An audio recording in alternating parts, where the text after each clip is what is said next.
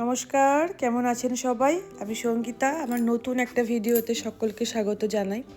তো আগের দিনকে শেয়ার করেছিলাম ক্ষীরাই ফুলের দেশ, সেই ব্লগটা। আর সেই দিনকে আমি কিন্তু এইখানটাও কভার করেছিলাম, ধর্মতলাটা। কারণ অনেক তাড়াতাড়ি ফিরে পড়েছিলাম, তাই ভাবলাম চল একটু ধর্মতলাটা ঘুরে আসি, যাওয়া তো হয় না।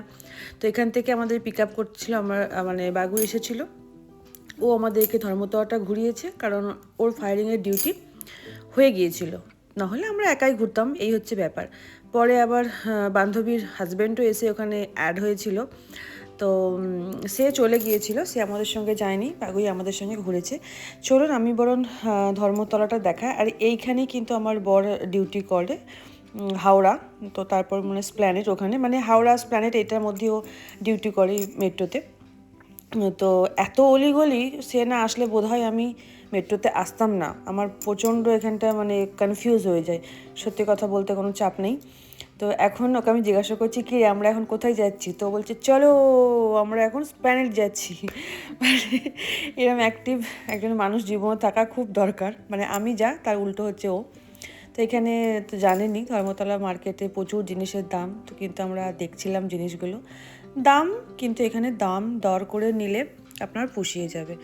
আর যেহেতু দিনটা ছিল সানডে ছিল বলে এত পরিমাণে ভিড়। তার মধ্যেই সামনে 25শে ডিসেম্বর আসছে, জানুয়ারি আসছে।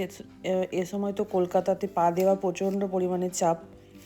আমাকে বলেছে বাগুই যে তোমাকে ওটা কী বলে, স্পার্ক স্ট্রিট ঘুরিয়ে দেবো, বাট আমি বলেছি যে না, আমি যাব না। এই চিড়ে চ্যাপটা হওয়ার আমার কোনো ইচ্ছা নেই। আর এখানেই তো এই তো বাইরের একটা মলের মধ্যেই ডেকোরেশনটা করেছিল, সেখানে আমরা কটা টপ টপ করে ফটো তুলে নিলাম।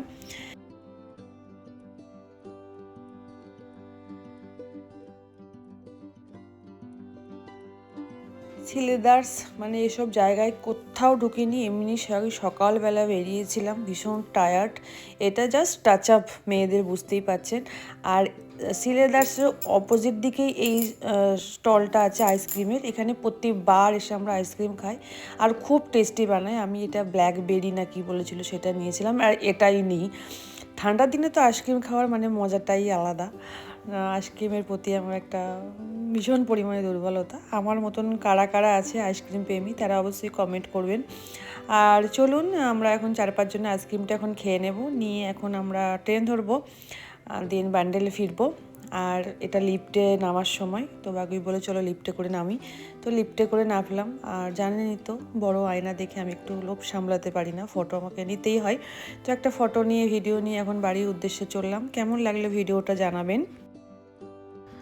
আজকের ভিডিও এই পর্যন্তই, দেখা হচ্ছে অন্য কোনো ভিডিওতে। ততক্ষণের জন্য সবাই ভালো থাকবেন, সুস্থ থাকবেন, বিদায়। অ্যান্ড অল টাইম স্মাইল, নিজের খেয়াল রাখবেন, যেটা ভীষণ ইম্পর্টেন্ট।